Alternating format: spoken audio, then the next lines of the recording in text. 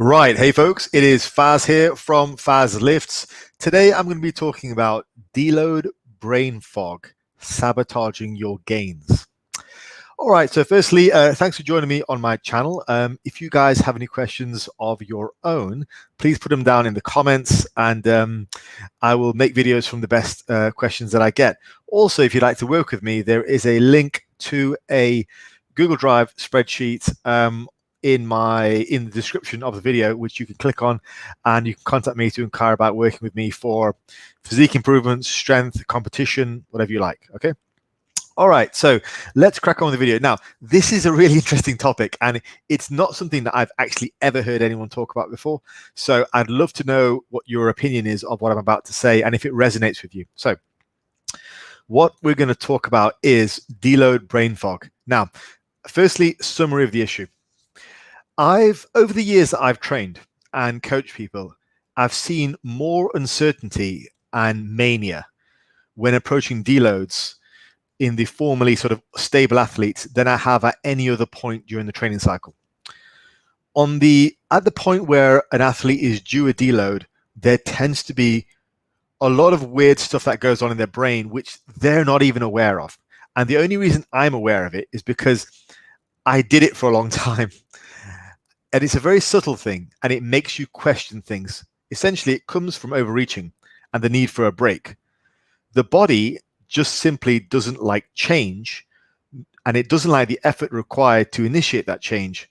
So therefore, what it does is it makes you question things when you're at the point where you're overreached. So when you're at the point where you are due a deload, it starts to make you question things in your program to do with your goals, mainly because it's trying to pull you away from more of that continued hammering in the gym or in the kitchen of food or training, which is directing you towards one goal. So think about the contradiction here. We've got the sort of a clashing of heads. Firstly, the effort required to change your body. And secondly, your body not wanting change, all right? Your body wanting homeostasis. So as a result, what your body tends to do is it directs your mind to do something to make you stop doing whatever you're doing. I told you guys this was going to be an unusual issue that I'm talking about today, but it's something I've seen over and over again. So the brain will then literally attempt to sabotage your gains to stop the change. And also during the time that you are overreaching and you need a deload, the manifestation of physical side effects like water retention and bloat will also support the brain fog. So if we go on to the next slide, I'll show you a bit more about what I mean. One of the first things that I see is people start to question the routine. So they question whether they should stick to the routine or go to something new. And so by going to a new routine, effectively what they'll do is they'll change your routine and it'll be a little bit easier. So, okay, because as with any change of routine, there's an initial ramp up into what will be hard training. So it takes a while to get to the point where you're actually working hard in a routine. You've got to settle into the routine, settle into the rep ranges, all that kind of stuff. And then after a few weeks, you're working hard. Now, and that's the point where most people will get this little mental brain fog and they'll look at changing routines. That leads to chronic routine changing, which feels great at the time, but it can delude someone into a lack of progress for literally years. Now, I know that because I've seen it. And we all know somebody in the gym who will change a routine every 4 or 5 weeks, and they just happen to look the same for the last 5 years. That's part of it. So just at the point where it's getting hard, that's when they change routines. And you guys have seen my video on block training. You know, I generally train in blocks for whether it's for strength or for muscle. And this is also one of the reasons why I do that, because every 4 or 5 weeks, just when you're at the point where things start to look a bit uncertain, you get that deload, you get to reset and then push hard again. So the first thing that people tend to do is they question the routine. The next thing is people start to question their fundamental goals.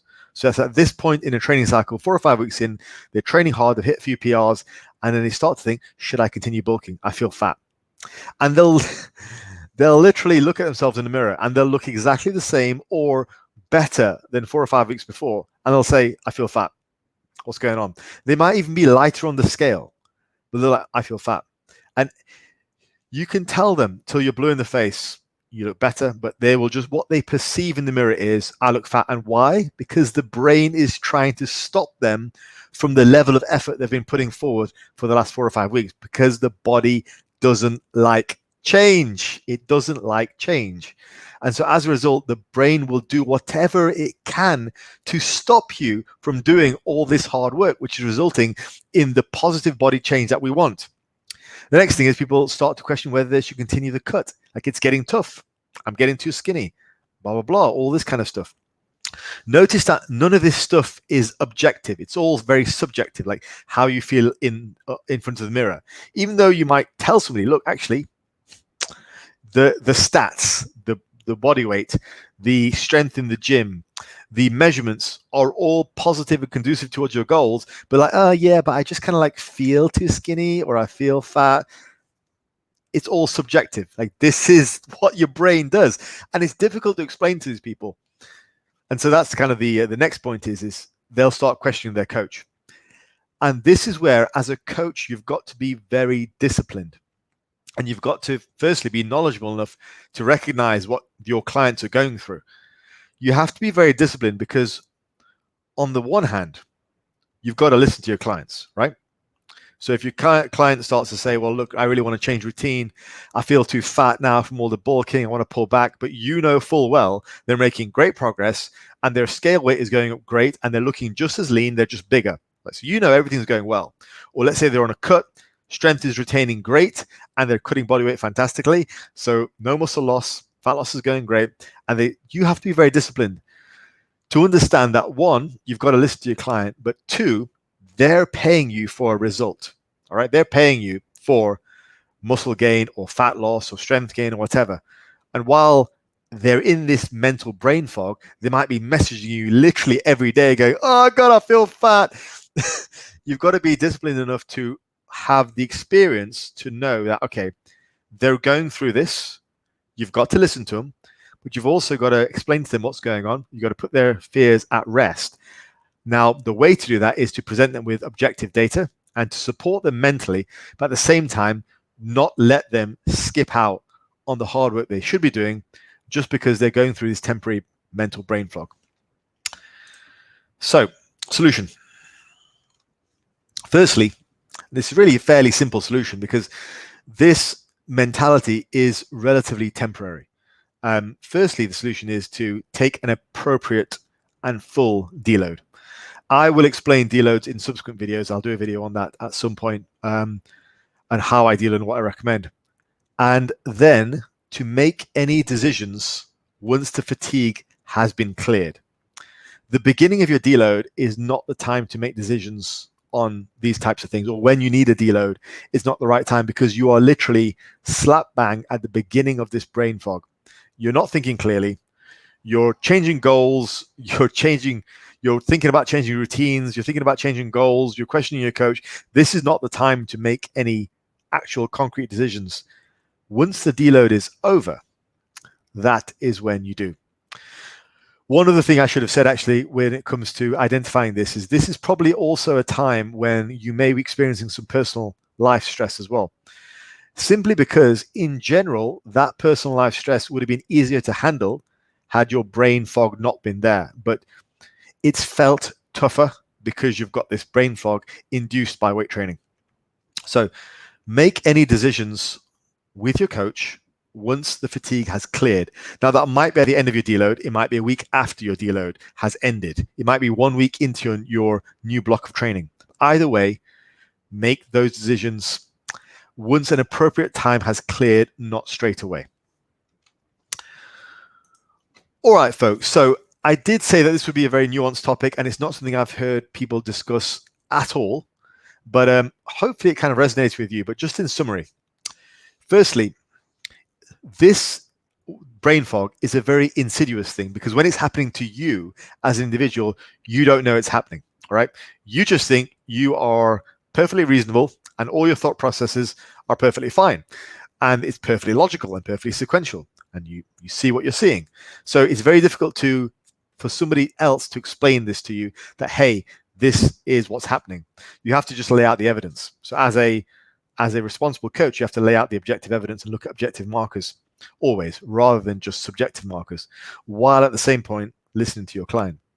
So in summary, firstly, you get this mental fog generally when you are overreached. And I believe, and I haven't read any literature of why this occurs, I just know that it does occur.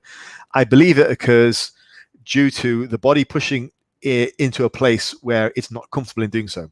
And as we know, anytime we're trying to increase muscle mass, strength, or whatever, we are going to be pushing into areas of the unknown that we're not used to, because that's how we change. Now, the subsequent pushback can be from the mind and the body to say, look, stop what you're doing.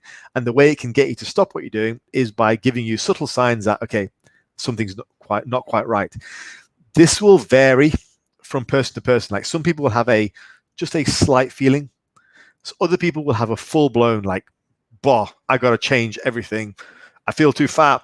I feel too skinny. I've got to change my plan. I'm going to go from strength to muscle. I'm going to go from muscle to strength.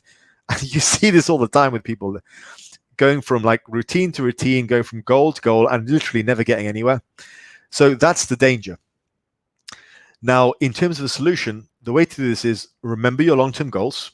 Okay, remember your goal that you started off this entire process with. Bear that in mind and make any major decisions on that goal based on what you see once the fatigue has cleared.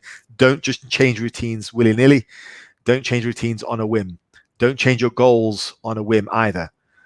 So work with your coach, work through your feelings, and just recognize that this deload brain fog is a thing, and it can influence your wanting to push to the points where you see change. The body's trying to maintain homeostasis. Hopefully I explained that well. It's a difficult concept to portray, but hopefully you guys understood what I was saying and it resonated with you. Let me know what you think, and I will speak to you all next time. Also, if you haven't liked the video, please do hit like. If you haven't subscribed, please do hit subscribe, and I will speak to you guys next time. Take it easy.